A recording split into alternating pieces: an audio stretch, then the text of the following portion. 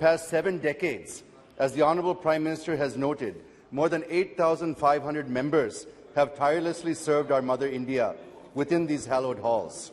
It's worth noting that many of these dedicated individuals hail from Andhra Pradesh as well.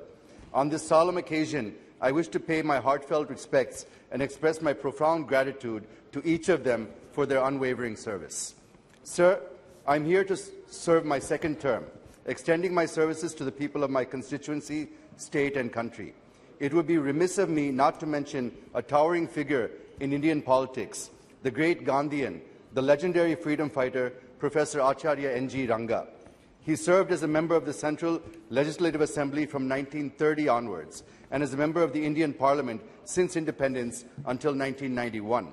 Professor Ranga achieved the remarkable feat of 60 years of service in this House, starting with the Constituent Legislative Assembly in 1930, and 50 years as a parliamentarian, earning him a place in the Guinness Book of World Records. Many of you have seen his statue at Building Gate number 4 of this Parliament House. Sir, Professor Ranga was an inspiration to generations of politicians, including my own grandfather, Sri Paturi Rajgopal Naidu, a freedom fighter and two-time Member of Parliament during the 6th and 7th Lok Sabha. Another great leader from the state of Andhra Pradesh that I should mention here is Sri GMC Balayogi, who served as Speaker for the 11th and 12th Lok Sabha and who was elected unanimously and served with distinction.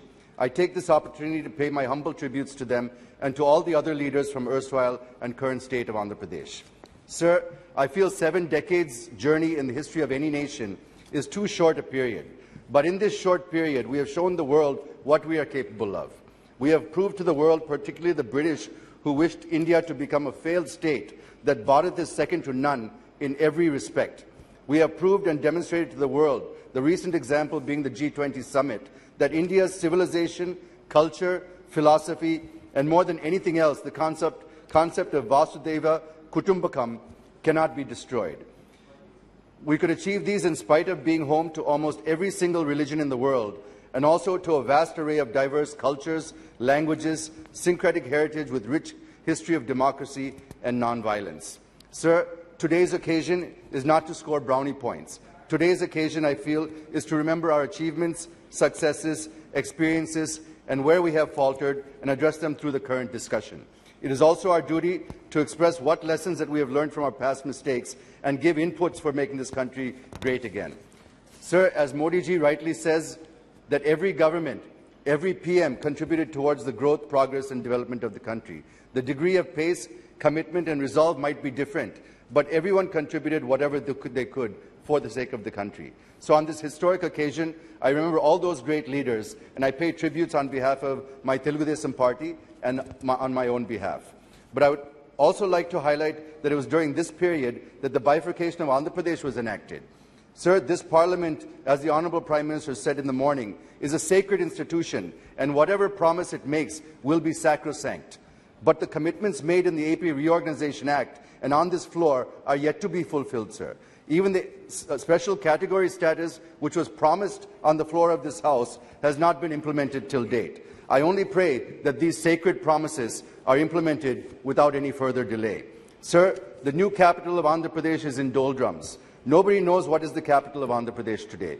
The farmers of Amaravati, who have been given more than 33,000 acres of land, are in a dharna for nearly 4 years. I wish and pray that Amaravati will remain as the sole capital of AP and that Government of India should intervene and do the needful in this regard.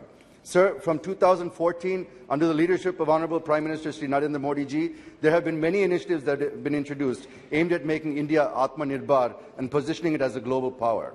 Of the many achievements over the past 9 years, I would rate financial inclusion through Jan Dhan Yojana as the most successful achievement, which helped inclusive growth and reduced corruption, which otherwise, as per Sri Rajiv Gandhi, only 15 paisa used to reach the beneficiaries. Yes, Jayadev Galla ji.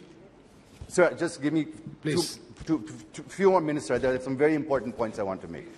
The second is Ujjwala Yojana, which helped 10 crore women escape from the cooking with firewood, coal, dung, cakes, etc., instead of using safe, clean environment for LPG. So I'll skip to the answer. Sir, my party, the Telugu Desam Party, has played a pivotal role in this country's politics and growth.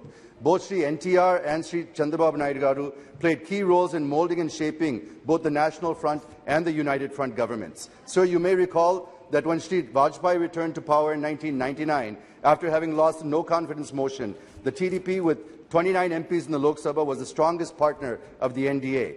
And during that government, many key reforms, such as banking sector reforms, telecommunication reforms, aviation reforms, the Golden Quadrilateral Project, the National Highway Development Project, and the promotion of information technology, which saw the establishment of technology parks and IT zones.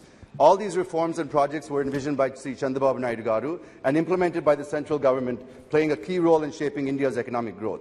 Sir, Dr. Kalam was also made president with the support of TDP and Sri Chandrababu Naidu Garu. Yes. Even in the recent past, the suggestions provided by him during the COVID pandemic helped our country to effectively fight it and come out resilient and stronger. And today we see that an unblemished, seasoned leader being arrested with political incarceration. It is a black day to democracy and the history of AP, sir.